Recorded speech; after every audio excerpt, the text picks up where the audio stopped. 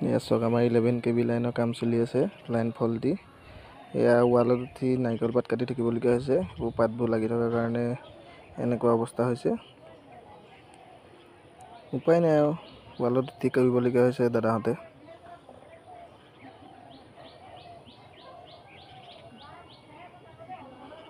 Dio লগাই line charge কৰিবলগীয়া হৈছে এই আপোনাৰ সব গছ কাটি মাছা কাটি ক্লিয়াৰ কৰা হ'ল এতিয়া ডিঅ লগোৱা হৈছে সব এনেকৈ কামখিনি কৰা হয়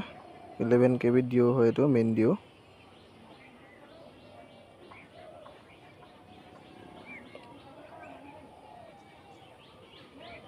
আশা কৰিছোঁ ভিডিঅ'টো চাই ভাল পাব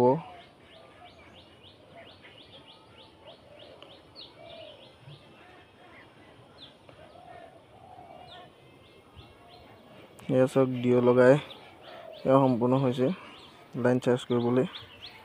থেংক ইউ